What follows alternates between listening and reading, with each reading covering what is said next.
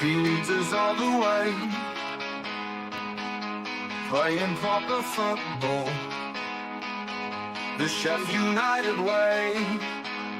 Ale, ale, ale. Ale, ale, ale. Ale, ale, ale. Wow. I didn't think I'd be talking about this today, Blades, and probably quite a few Wednesdayites might be watching this as well. Shay Charles, let's talk about him. As it has been reported, United are sniffing. Andy Giddings tweeted this: Sheffield United's interest in Southampton midfielder and ex-Owl Shay Charles is, and I quote, genuine. Danny Hall writing before that in an exclusive. Do check it out on the Star website. Sheffield United consider transfer move for promotion hero with special bond after manager hint. He's talking about Tommy Doyle there. And then later on in the article says, Shay Charles, the midfielder catching the eye on loan at United City rivals Wednesday, who has been recalled by Southampton, is also on United's list. This is interesting. I'll tell you what else is interesting. It's unprecedented. They said it would never happen again. But Hal and Nick back together. Nick is with me. Yeah. This is well, it feels like the old days. How are you? I'm good, thank you, mate. We are back, baby. We are back. Well, as transfers, it brings out the best and indeed the worst in us, and we're reacting to pretty much every story. If you don't like this sort of stuff, there's plenty of other things on the channel. Don't you worry. So we're going to talk about Shay Emmanuel Charles. Birthday, 5th of November. He's 21. He's 6'2". Great height for a man, Hal. It's not I'm that height. Yeah, you're 6'2". No, it's far too tall. Not happy with that. Manchester-born midfielder, contracted to Southampton, and he is of Northern Irish descent through his mother. He's got 23 full caps. He joined the Manchester City Academy as a 7-year-old. So good stock. And Nick, of course, we remember another good stock, David Brooks, who was at the City Academy from a young age as well. So fond memories of him. He actually won the Under-23 Premier League 2 title while still playing as an under-18-year-old. So Pep was obviously impressed. And on the 22nd of February 2023, Charles was named as a substitute for Manchester City's Champions League last 16 tie away to RB Leipzig. Nick, I've got a quiz question for you. What does the RB stand for in RB Leipzig? Oh, it's not going to be Red Bull, is it? Now you've said that. Is it something else? So it was originally Red Bull, and they had to change it because you can't have a sponsor's name in the German Bundesliga. So do you want me to tell you? Is it something really similar, like Red Bulls? No, it's Rasenball Sport. Oh, I'm going to say that. Of course you were. You're going to say Rasenball Sport, yes, which is lawn ball. Anyway, they managed to find something. So on the 28th of May, Charles made his Premier League debut as a substitute, 63rd minute in the last game of the season against Brentford in a 1-0 defeat. But since then, his chances limited. He joined Southampton in the summer of 2023, 4-year deal. So here we are in 2025. You can do the maths and work out when that contract is going to end for the Saints. 38 appearances. His younger brother, Piers, also a professional footballer who plays as a keeper. And on the 27th of August, 2024, Charles signed for Championship side and our rivals, Sheffield Wednesday, on a season-long loan, joining his younger brother. That was cut short, Nick. I would say in disastrous fashion. Did you follow this last night? Yes, I did. I put it in our Patreon group earlier on. The fact that at midnight, I think they were asking Chanzera in the fans forum about Shay Charles, and he said, "Is there a possibility that he could get recalled?" And he went to his pocket, got his phone out, went out of the I'm going to say auditorium, out of the room, shall we say, took a phone call, came back and said, yeah, he's been recalled, lads. Sorry about that. I mean, so it's disastrous fashion if you're of the Wednesday persuasion. Actually, here's the tweets from BBC Radio Sheffield's Rob Staten. So he says here, this is awful. I feel for Rob. Some good news for Wednesday fans away from the forum. I'm hearing Shay Charles is staying at Sheffield Wednesday. Okay, then 7 minutes later, Chanseri now says Shay Charles has been recalled after leaving the room shortly. So there we go. You can actually hear in the tweet the resignation in his voice. Yeah, do you know what? I didn't see that. I didn't realize that he'd already said that he was staying. That's incredible. Do you know what? We are laughing, but this is just. He's just bat-esque crazy into this guy, Chanzeri. Like, what is going on at Sheffield Wednesday? Like, it's crazy.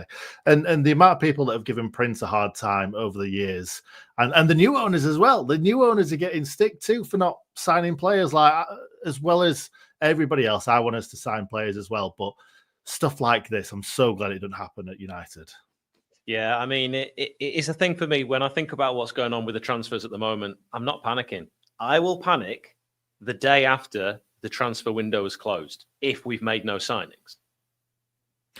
I don't think you'll be panicking. I think it'd be like, well, that's over. The season's over. Actually, I wouldn't. No, it's not over because we're doing well without these reinforcements. We're actually having a really, really good season. A season that, well, I'll be honest, I predicted because we've got that on our prediction video. Yeah, it's going exactly as I said. So that's good. Yeah, that's great. That is great. So Hal, Shay Charles, this is crazy. I don't think we've ever commented on this channel about a player directly going from Wednesday to United. We've done it the other way around with Max Lowe and how much we love Max Lowe these days. I don't think we've done it this way. It's not happened for a while. Will it happen? I'm not 100% sure. Technically, and Wednesday fans will say he's contracted to Southampton, so it won't be a direct. But of course, the most recent team he'll have played for will be our rivals at S6. I think what's interesting is if you want to look at him as a player and how he would fit in, his defensive stats really stand out, second highest in the league for tackles and interceptions. I mean, he can clearly play. So what I did is I've got, like you, Nick, I've got friends who support Wednesday. Have you, before I read some quotes from my mate, have you been speaking to any of yours? No, one person that I've spoken to, Wednesday Till I Die podcast, James, and he declined to come on the channel when I asked him if he wanted to come on and talk about Shay Charles. It was a bit of a joke because he's gone through the ringer over the last 24 hours with him being at the fans forum last night and live tweeting about it. So, I think he had a bit of a late night and he's not too happy. We do get on really, really well, to be perfectly honest.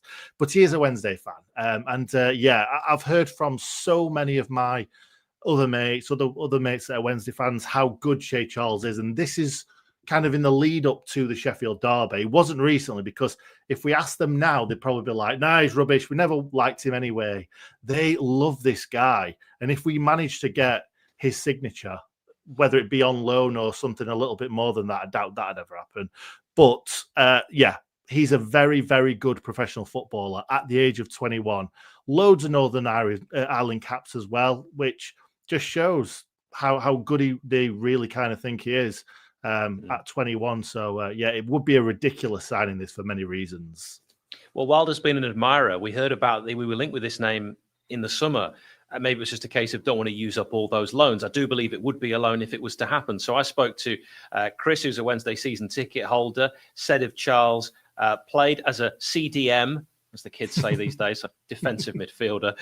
He filled in once at centre-back and at full-back. Good player, suited Barry Bannon very well. So does a hat. He's good on the ball and off the ball, a very cultured footballer. In the Championship this season, 23 appearances, 1 goal, 4 assists, picked up 6 yellows. And I looked it up. He's right-footed because, I'll be honest, apart from watching him against United, I haven't seen him because I don't watch a lot of other teams. No. I didn't know that much about him. So I've done a little bit more research. And Jacob, a Wednesday fan, said he's an unreal player. We're lost without him in midfield. Perfect partner for Bannon. So's a hat. Gives his all every game and such an intelligent player. So hearing that, Nick, how excited are you if this was to happen? And let's be honest, it's probably going to be loaned till the end of the season, if at all. Yeah, I would be very happy with it. It's more fun. Where is it? Where's the... there we go, Alessandro. But more importantly, the key point, funny. And I love that. And it is funny. It's very funny. No, by the looks of it, I've looked at the stats between him and Vinny Souza. They're both very, very similar and similar players. He's got a bit more dribbling ability, picking the ball up and moving through players quite quickly. he's actually got higher foot mob rating, an average over the season than Vinny Souza. And we know that Vinny Souza's had a very, very good season this season. Let me just pull up the stats. The difference is 7.49 to Vinny Souza's 7.37. It's very similar, but he's better on paper, on stats. So that's got to be exciting anyway. And I know you can't really count this for much, but his market value is 13 million euros for a 21-year-old. And, you know, he was playing for a championship club last season. So it just shows you like what people think of him. 1 goal this season, 4 assists. It's not bad for a defensive midfielder. And I would be very excited to bring him in. Like we're saying, we don't necessarily think that this not going to surely it can't happen. Hal, let's say it can't happen. Why? No. All right, we can clip that. I mean, if you've got 13 million, as you just mentioned, that's his market value. Would you can, let's say you can only sign out of one of them because we haven't got that much money. I mean, we don't know how much money we've got, but let's assume that we don't have 13 million here and 13 million there, 26 million. You could sign Tom Cannon or Shay Charles. Which is the bigger need? The bigger need is a striker, but it just depends on who's available, because we all know that strikers are very, very expensive. So if you're going on that, you've got to buy Cannon, or you've got to buy a striker for that amount of money. You're not buying a defensive midfielder for that amount of money in the Championship. In the Premier League is a different story because you've got a lot more money to play with. But we need a striker. The need is a striker. I know that Tyrese Campbell is coming back. He's back on the grass, as they all say. And I love that. I love that he's back. And Cannon, if we did sign him, he's got to go up against Tyrese Campbell, because Tyrese Campbell was fantastic before he got his injury. So I would say it would have to be a striker. But it just depends who's available, because if a Premier League club just all of a sudden lets somebody go out on loan who's going to be incredible in this division, then you've got to weigh up the options. So yeah, striker, but we've got to see what comes. I just want to say, JC, we do have jobs. Hal, Ray, Malacca, you are in Cyprus, and you've they? got different time zones, and I've just had a baby, so I'm still on paternity until Monday. So after Monday, no more of these. Yeah, I mean, in Cyprus, this is Cyprus. We finish work when we want. Hey, we go back Tuesday. We go back Thursday. We do what we like. It's sunny. You want to be on the beach. I've already worked 3 hours. That's it for the week. But if you could get a player on loan, Divin Mubama is a striker we've been linked with a few times, now at Manchester City, formerly at West Ham, and then you save a bit of money there. I don't know. I did a video on Tom Cannon, and I compared him with Kiefer Moore, and the stats didn't make me go 13 million. But then again, playing at Stoke, I don't know how many chances he's actually had created for him in comparison to how many he would get with a fully functional, everyone firing on all cylinders, Sheffield United with reinforcements team. So we'll see. We do need a striker. I think it just, for some people, we're maybe a little frustrated that the only name is the same one, and maybe it would be nice to have a few options there. Kone at Wickham as well, another one that people have mentioned. Did you expect us to have already made a couple of signings already? And what were those names that you expected to be coming in? I thought Hamza Chowdhury would have been in by now, and that seems to have just quietened, and he was on the bench for Leicester. So that's maybe looked like it's now not going to happen. Wilder likes him, had him at Watford. I do like what I've seen from him. I mean, he's a defensive midfielder as well. You wouldn't necessarily be spending 13 million on him. Then there's also Ben Brereton Diaz. Now, we know what he can do, and we know he did it in the Premier League for Sheffield United before. I actually worked with a Southampton fan who's told me he's the worst player he's ever seen for the Saints. And the Saints fans are all saying that about Ben Brereton Diaz. They haven't taken him to their hearts at all. They want him off the wage bill. But you get that. Some players at some clubs, I won't mention any of ours, it just doesn't work. And at other clubs, it's just the perfect fit. Yeah, I think the Ben Brereton Diaz deal, that was hard. Diaz deal. I wonder whether it's got any sort of, we could be sweetening the deal by buying Brereton Diaz and then loaning Shay Charles. I wonder if that's got anything to do, because they're both at the same club. They both play for Southampton Football Club. So I wonder if that's got any sort of any influence. But what I will say is that Southampton at this moment in time have recalled him. Who knows what they're going to do with him? Not even play him. Like, Southampton aren't doing very well this season. So I wonder whether they're bringing him back to play him. I'm not sure if you've seen any other reports yet, Hal. He could still go back to Wednesday, but why would you recall him if he would go back to Wednesday? So that's what Chris has said on screen right now. So I don't know. What are you thinking? I think if you recall him, you're not likely to then send him back to the club he was already at. That seems like something that would never happen. In fact, I can't think of it ever happening. Sometimes players go back to get an injury assessed, but they're still technically registered with that club. I mean, we had a situation. I remember you and me. We were hearing that Morgan Gibbs-White, when he was injured with us, could have been going back to Wolves, and we were very worried about that. And he had that injury, and he did go back just to get it assessed. And they were genuinely thinking about recalling him, and you and me were proper worried about that. It didn't end up happening, and of course, he ended up having a wonderful second half of the season. This one, I think, for me, that they might have recalled him to play him because they've got a new manager, might want to try something a little bit different. Personally, my money's on he is going to leave. He is going to leave Southampton, either on loan or a deal, and I would love it. I love it if it was us. While we're talking about Shay Charles, I'll give you a quick positional breakdown. So if he does join the Blades, either now or in the future, because he might be one that we just, Wilder likes to keep an eye on players for a long time. Defensive midfielder, 77 times he's played in defensive midfield. So that's his primary position, but he's played 36 times as a centre back, and as Nick's mentioned, he's 6'2", which is too tall, but it's not bad as a centre back.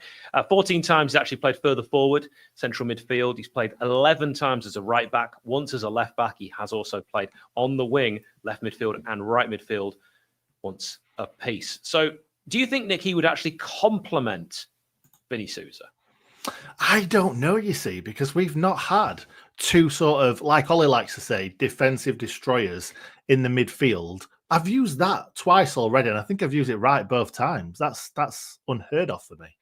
But I'm not sure. I'm really not sure, because I think there was a period of time where big clubs were using two strong defensive midfielders and then having kind of an array of talent in front of them. They were just stopping them and then giving it to the players that have got a bit more talent. But he's certainly got talent on the ball as well. So I wonder whether Vinny Souza is the defensive destroyer, and then he's just I don't know, from clips I've seen of him, reminds me of Loftus-Cheek a little bit, where he's got that about him. He's big, he's strong, but he's also really agile on the ball as well, from what I've seen. Obviously, Wednesday fans can tell me something different. They probably won't tell me anything. They don't want us to have him, do they? Let's be honest. But I can see it working, but we'll have to change the way we play slightly. So we'll have to see what Wilder does with that. But who plays out of those two if we get him and Vinny Souza? I think Vinny Souza looking like he could be back in the coming weeks. I think Wilder expected him back a lot sooner than this. But yeah, it's exciting to have an array of talent in that area. Yeah, Vinny Souza brought in by Hecky to be that leg, those legs that could get in and track back when you've lost the ball. Because I think we saw with Norwood, there were times where he couldn't get back quick enough. So Vinny Souza can drop in. I think Vinny Souza, we've said this before, could actually drop into the defensive positions and sometimes does in-game, but he could even start as a centre-back. I think he's got that ability. Like Mascherano was a defensive midfielder and then became a centre-back. I'm not saying he's as good as Mascherano, but he's got this similar way about him. And also Shay Charles. So he's going to be playing as a defensive midfielder that can easily drop in to centre-back. Vinny Souza can do that as well. So you're right, it would be two very similar positional players. Two defensive midfielders, and then maybe you can get back to playing that way that we did before, which was quite exciting when you had an attacking midfielder, feeding either a striker or two strikers. Wilder previously did that with Duffy, and that really worked. And if you've got that defensive solidity behind an attacking player that's given like a free role, they can get away with that. And if you look at how Shay Charles compares to other players in his position, and that includes Vinny Souza, but in the entire league, then tackles 3.32 per 90 minutes, putting him in the 94th percentile. That's excellent. 1.46 interceptions, 84th percentile. He's in the 80th percentile for blocks, 67th for aerial duels won.